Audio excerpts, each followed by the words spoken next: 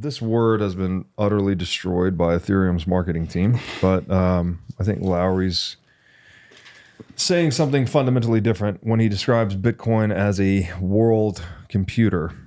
I'll just read an excerpt here. He writes, quote, "A core hypothesis of this thesis is that Bitcoin is emerging as the base layer operating system and infrastructure of a planetary scale computer and consequently a new form of physically constrained and thermodynamically restricted state space that can be added to the internet. If this theory is valid, then global adoption of Bitcoin simultaneously represents the global adoption of a planetary scale computer." Now, I mean, I read this, I think I shared this yesterday, but one of the more, it's a deep way to describe Bitcoin, but I think it's probably one of the most important as well, is that it's something like we have imported the integrity of the laws of physics into the socioeconomic domain, right? Bitcoin, by engaging in proof of work energy expenditure to secure the network, it provides the most credible assurance that Bitcoin's money supply will not change, right? It becomes a fixed supply asset by this rooting into physical reality. And yeah, whereas most computers, as Lowery says, they're kind of running the other direction. They're trying to get more, they want to be able to change state space with less energy expenditure. So they're more computationally flexible or agile, I suppose. That Bitcoin's like the opposite tact. It's trying to be something that's very hard to change, right? You have to expend the most energy, well, to even change the next block, to change it incrementally in terms of its history of transactions. And if you want to change the whole network, you have to summon 51% of the hash power, which is what makes it hard money. I don't know, hard computational layer, as he might say. What are your guys' thoughts on that, on Bitcoin as a world computer? Yeah, this is the part of Lowery's theory that I find it incredibly interesting, but also difficult to wrap my mind around. So I'm glad we're talking about it. As I was reading through the second time, a distinction that I think may be helpful is that, so within computer theory, there are general purpose state machines and special purpose state machines. The special purpose state machine has the one thing that it's good at. It's special purpose. A computer computes. A special purpose state machine computes one thing. Like an ASIC, right? Yes, yeah. And so Bitcoin as a world computer is a special purpose state machine. It computes the ledger essentially. And it verifies that it has all of its rules, right? But it's about creating up to the supply cap, provably costly bits, and then providing for their costly transfer through the updating of the ledger. That's what it does. Ethereum as a world computer, we might consider that a general purpose state machine. You can maybe, I don't know much about it, but they say program smart contracts, other things into the base layer of Ethereum. So it is supposed to have all this extra functionality. With extra functionality comes the potential for extra security hazard. The state space expands, the attack surface expands. So what Bitcoin does as a world computer, it has a special purpose of securing the transactions of these provably costly bits. And it does that by, this is the part that's really mind-blowing, reaching out into the real world using real world energy. The integration, the planetary computer that is Bitcoin integrates the world itself in a way that no other computer does, because the energy consumption is part of the computation. It's not just agnostic. It doesn't just need a regular computer, you plug it in and then it runs. The Bitcoin computer solicits, in a sense, more energy to be thrown at it. The difficulty adjustment then occurs, and you're rewarded if you've solved that block, if you've mined that block. So more energy comes in. That's part of the world computer. So there's a lot there, but that's kind of where my thinking is going on that. The idea is just very mind blowing for me. I think when you think about Ethereum is a great counter to Bitcoin, because Ethereum came out promoting this idea that, as Grant mentioned, you can program contracts into the base layer. To me, that what I think about there is you've got a paper airplane and you're strapping a rocket to it. And it'll go fast until it literally incinerates and burns up. Or it's like you're prioritizing, you're Henry Ford and you're trying to make the car, and your priority is cup holders before locomotion, right? This is, Elon says the greatest failure of an engineer is to optimize the thing that shouldn't exist. And I think it's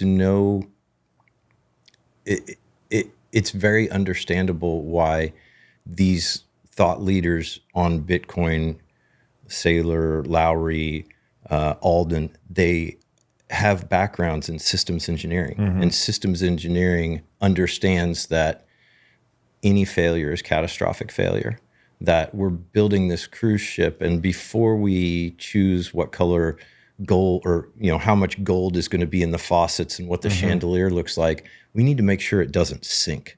Like, that is the base layer. I think it's very hard to conceptualize Bitcoin as a world computer right now, because what we have, we simply have the unsinkable hole.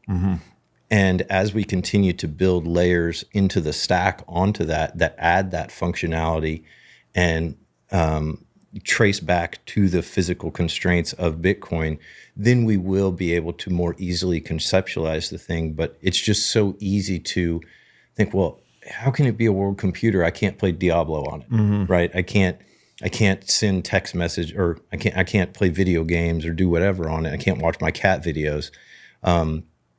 You'll be able to do that. We just have to get there. And we're prioritizing security over speed, because speed is fun until you crash. and then you're done. You're a flame. Yeah.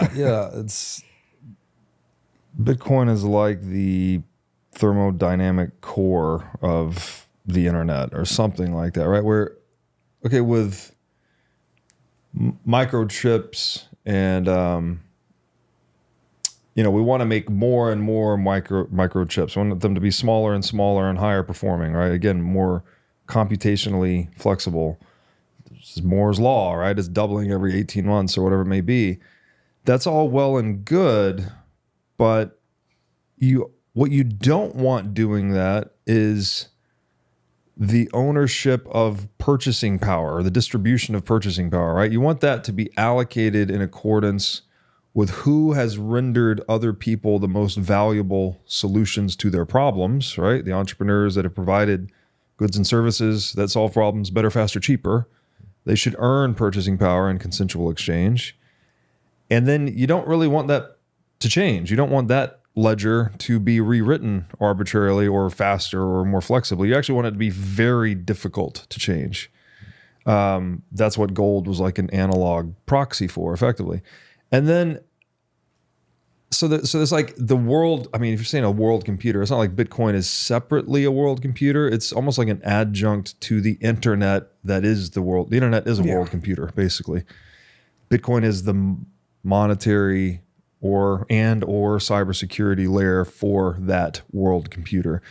And then you see it too. So in the same way that Bitcoin imported the integrity of the laws of physics into the socioeconomic domain, I think it can also pass that integrity on. It can export that integrity further. Like if you look at something like the Lightning Network, it's not, it makes certain trade-offs, right? It's not as trust minimized as base layer.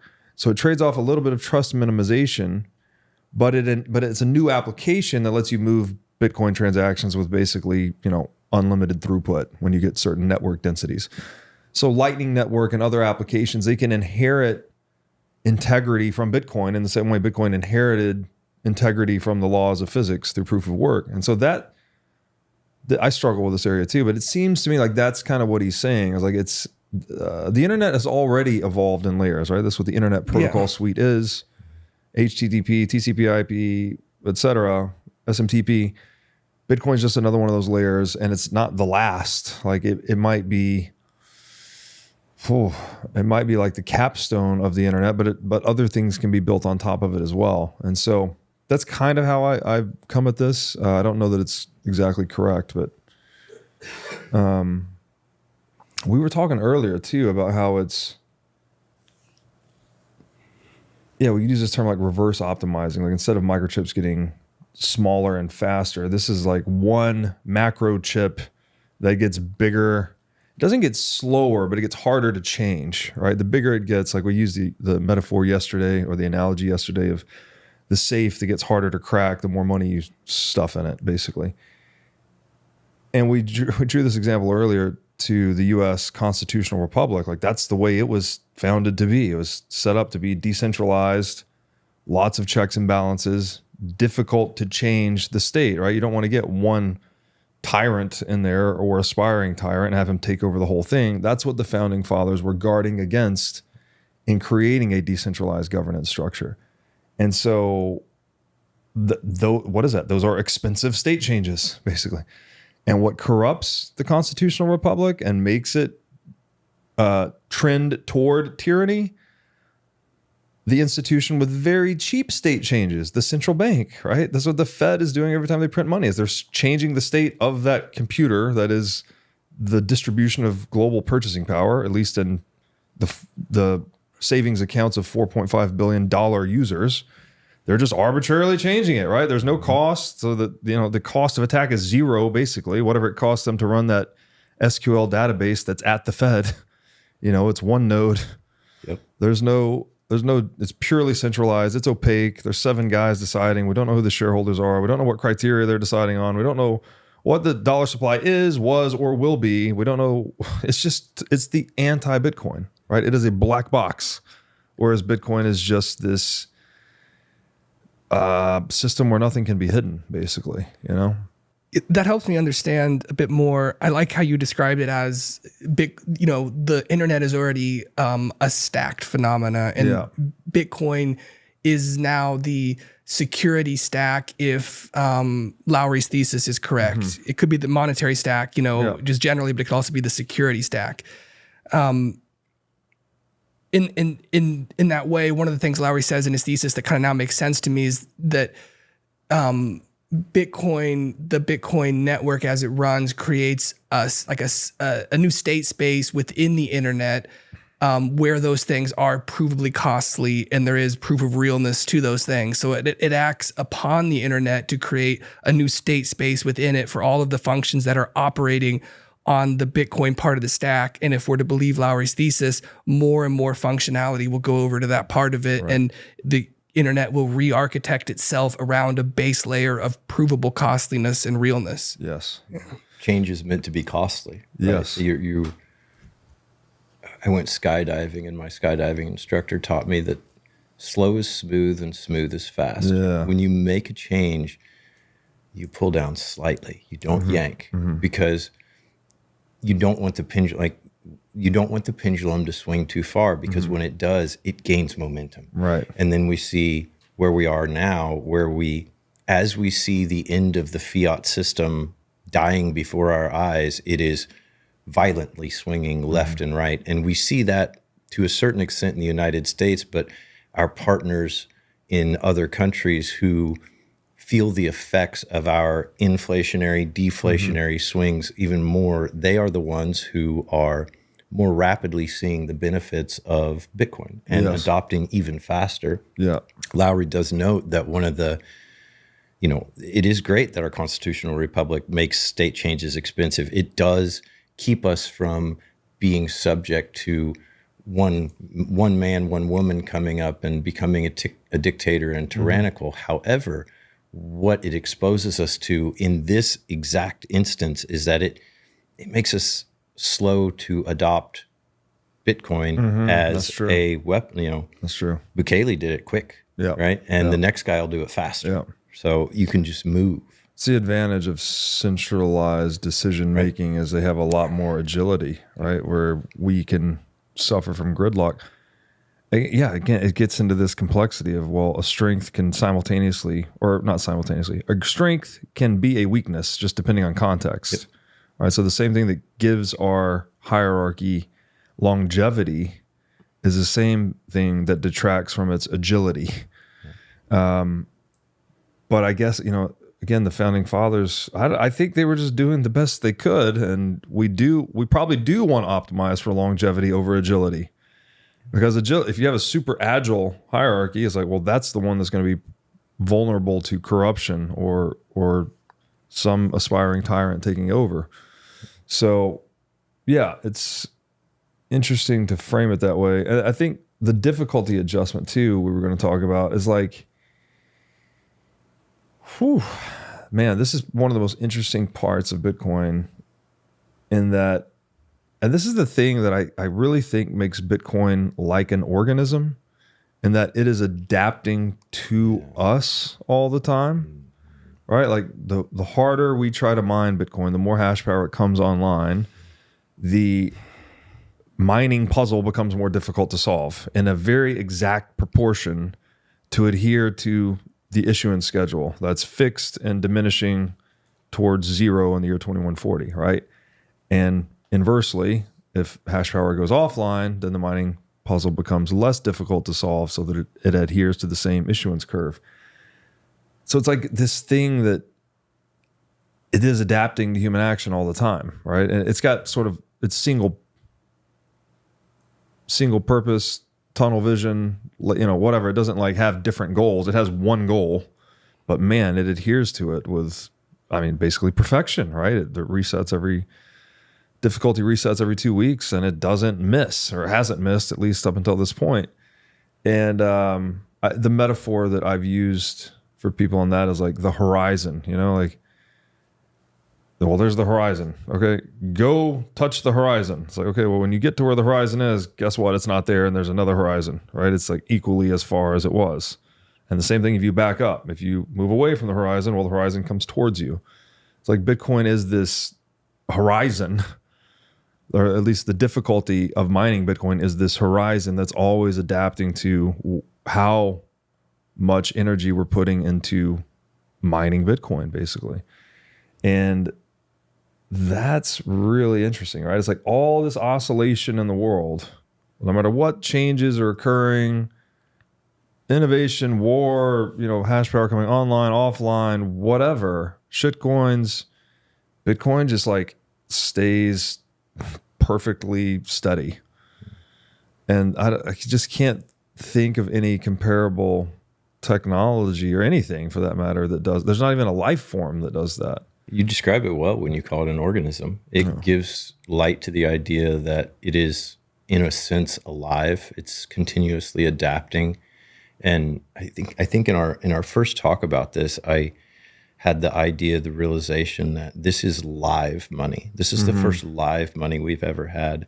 And live money continues to live by adapting to its environment, by that adjustment mechanism. Every money that we've had previously, in a very real sense, has been matter. Yeah. And matter equals MC squared. Matter is energy in a potential state. It is, as Saylor describes, it's dead money. Frozen energy. Yeah. Dead money kills, right? Yeah. Dead money kills. Live money gives life. Yeah. And it gives us abundance as we move forward. Yeah, it's wonderful. There's this image here that, again, the world computer macro chip thing is difficult to understand, but actually, maybe you could talk us through this image. And I think, and also just to give credit, Robert, I think you mentioning this kind of analogy, the how these things we have here is the global power, like the light coming off the global power grid, essentially. And then we have a circuit chip here that has its own circuits that run electricity.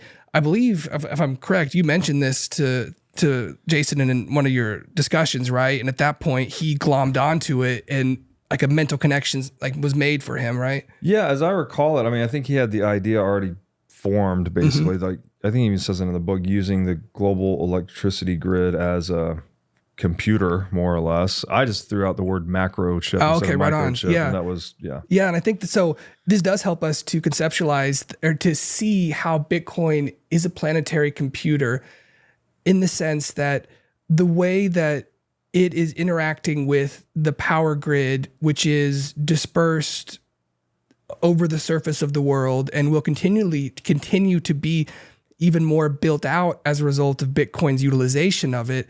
The way that it uses the power grid is somewhat akin to a computer chip circuitry, because through the difficulty adjustment, it directly contributes to the computations that are being made. The difficulty adjustment is like sampling the average hash rate that is a direct result of all of this energy feeding into it from the power grid. So Bitcoin is a planetary computer in that sense, in that the world's power infrastructure becomes part of the computations that are making and transferring these provably costly bits. So it's turning the world in that sense, and I struggle with how metaphorical and how literal it is, into a macrochip, as you say, or here the microchip picture. Yeah, you get this structural integrity in cyberspace, right? To build applications that have more longevity or have more resilience or more censorship resistance or whatever the thing may be. They're more physical and less abstract, basically. Yeah, absolutely. And that's really, again, Bitcoin is that bridge between the physical and the abstract. It's sort of allowing things to cross that bridge, I guess, right? These abstractions can now become a bit more concrete. Thanks for watching. If you enjoyed this episode, click here to find more just like it, and here to find our most recent episode. Also, make sure to like this video to help shine light on the corruption of money, and be sure to subscribe to this channel to stay connected.